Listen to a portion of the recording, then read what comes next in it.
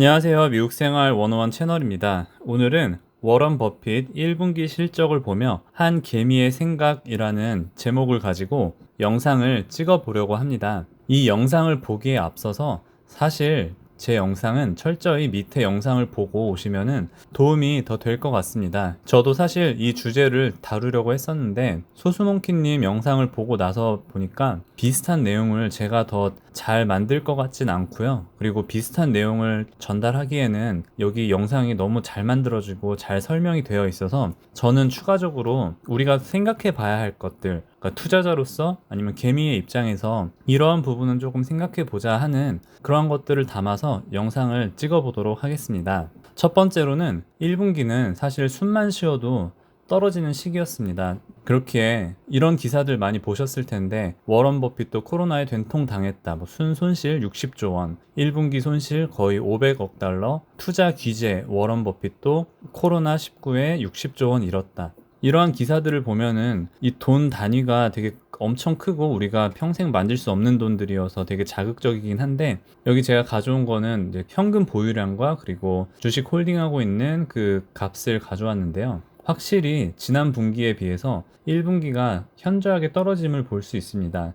근데 이 현저하게 떨어짐에는 주가 자체가 떨어진 것도 있고, 그리고 매도량이 있고, 이 매도량은 이 파란 그래프 캐시 이 현금 보유량을 늘리는 데 도움이 됐겠죠. 그래서 확실히 주가가 떨어지면 보이지만 그렇다고 현금 보유량이 막 예전보다 막 엄청난 거는 아니에요, 사실. 물론 4분기에 비해서는 좀 올랐지만 순 매도를 봤을 때는 그렇게 큰 금액이 올랐다고 생각을 안 하고요. 그리고 제가 볼 때 지난 10년을 볼 때 주가도 서서히 오르고 현금 보유량도 서서히 올랐지만, 만약에 2분기에도 1분기보단 못하겠지만 그래도 혹시라도 2분기도 성적이 좋지 않고 주가가 떨어진다면은 아마 이 캐시 보유량이 지금도 막 엄청 많다고 그런 여론들도 있고 하니까 조금은 만약에 떨어진다면은 매수를 더 하지 않을까라고 조심스럽게 예측을 하고 생각을 해봅니다. 그래서 지난 분기 실적을 대하는 우리의 자세가 앞서 소목님의 영상에도 언급이 되어 있지만 이 실적을 참고하는 것이지 우리가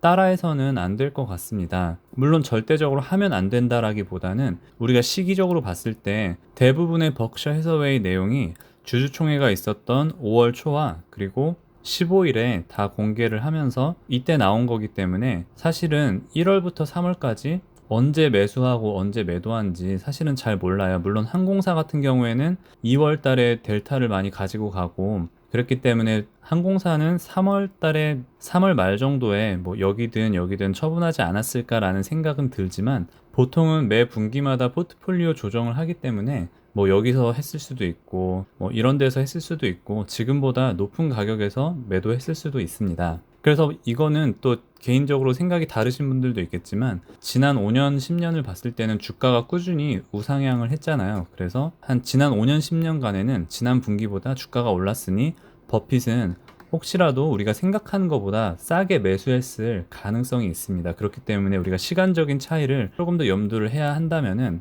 지금 1분기 너무 많이 하락한 1분기나 앞으로는 어떻게 될지 모르니까 앞으로는 주가가 떨어졌으니 버핏은 우리가 생각하는 것보다 높게 매도했을 경우도 있을 거라고 생각합니다. 그리고 반대로 예를 들어서 버핏이 어떤 주식을 주당 20불에 샀다고 가정을 했을 때 지금 현재 주가가 17불이다 그러면은 지금 사면은 투자의 기재보다 더 낮은 가격에 사는구나, 버핏을 이기는 건가 라고 혹시나 생각할 수 있겠지만, 그렇게 생각하시다가 만약에 이게 한 주당 14불, 12불 되면은 아마 버핏을 욕할 수도 있고 괜히 따라 샀다라고 하실 수도 있고, 그래서 무조건 버핏이 샀던 가격보다 싸다고 해서 우리가 무조건 매수도 해서는 안 될 것 같습니다. 우리가 보통 워렌 버핏을 투자의 기재라고 부르지만 어쩌면 우리는 그의 하락에 위로를 얻거나 워렌 버핏도 떨어졌는데 뭐 내가 떨어진 것도 있을 수 있지라고 생각할 수도 있고, 아니면은 특히나 기사나 뉴스에서는 자극적으로 보내려고 해서 깎아내리기에 또 집중을 하지 않을까 싶습니다. 그래서 여기 보시면 S&P 500 지수와 벅셔 해서웨이 주식을 가져왔는데요. 이렇게 비슷한 방향으로 가고 4월 9일까지 비슷했다가 이때부터는 조금 S&P 500은 슬금슬금 오르락 내리락 하면서 조금 올랐고요.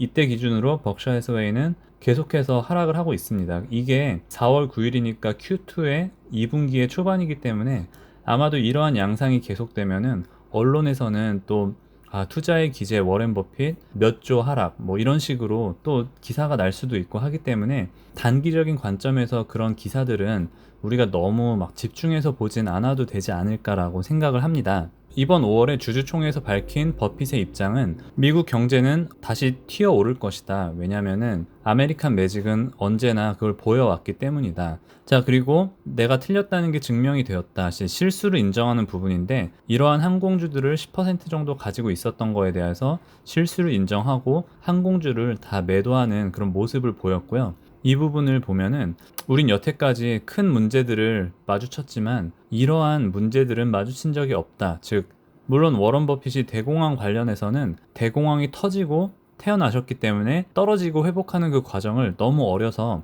직접적으로 겪진 못했지만 그래도 할아버지, 아버지가 겪은 그런 것들을 주주총회에서 얘기를 하셨거든요. 그래서 어느 정도 대공황에 대한 위험성을 잘하면서도 들었고 데이터로도 충분히 알고 있을 텐데 지금 같은 그런 위기는 없었다라고 하시는 걸 봤을 때 예전에 위기들을 볼 때 정부도 하나하나 개입을 하고 베일아웃도 하고 하면서 이 문제들을 해결을 결국에 했었는데 이러한 문제들은 이번에 정부가 그리고 페드에서 막대한 돈을 쏟아붓고 있고 앞으로 더 어떻게 쏟아부어야 할지 결정하고 고민하고 이런 상황 가운데서도 결국에 유지를 하고 하지만 분명한 해결책이 보이지 않을 수도 있다는 거죠. 그렇기 때문에 이번 문제는 좀 다르게 접근을 하고 있고요. 그럼에도 불구하고 우리는 뭐 이러한 문제들을 다 같이 직면해 왔고 미국의 어떤 기적은 해결할 수 있고 앞으로도 그럴 것이다. 이제 그런 입장을 취하면서 그래서 미국은 승리한다라는 그러한 원칙에는 변함이 없지만 조금은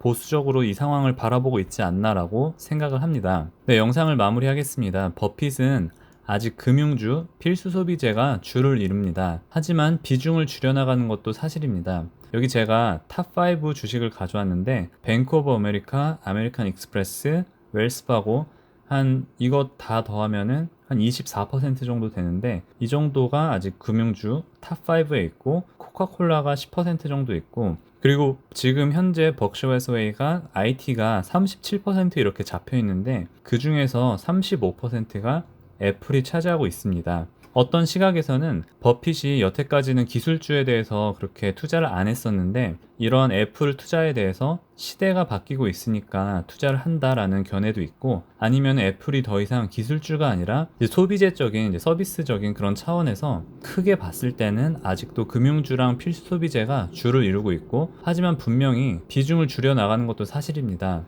애플 같은 경우에는 비중이 그대로인데 주가가 올라서 이렇게 비중이 커졌고요. 그리고 항공주 전량 매도는 기업이 아니라 산업의 미래를 보고 매도한 것입니다. 그렇기 때문에 버핏이 발표할 때도 특정 항공주 기업에 대해서 부정적인 그런 이미지가 있어서 판 것이 아니다라고 발표를 했고요. 산업에 안 좋게 보고 있기 때문에 팔았고 기업적으로 봤을 때는 크래프트 같은 경우에도 예전에 내가 너무 비싸게 샀다라고 실수를 인정했지만 이 1분기에는 팔거나 사지 않았고 이 옥시덴탈도 1분기 때는 팔거나 사지 않았습니다. 저는 이걸 보면서 우리는 기업의 주가가 하락할 때 우리는 그 자체 어떤 인더스트리의 미래를 보고 결정을 하는지 아니면은 어떤 단기 실적에 조금 더 두려워서 팔거나 그러지 않는지는 한 번 더 생각해 봐야 되지 않을까 싶습니다. 그리고 지금까지 추세를 보면 그는 여전히 가치 투자자이고 불확실함에 대해서 확실히 베팅하지 않고 여전히 보수적으로 대하고 있고 각각 섹터당도 막 엄청난 변화는 사실 없는 것 같습니다. 그리고 워렌 버핏이나 레이 달리오 같은 몇십 년 투자한 대가들도 이 팬데믹 시기에는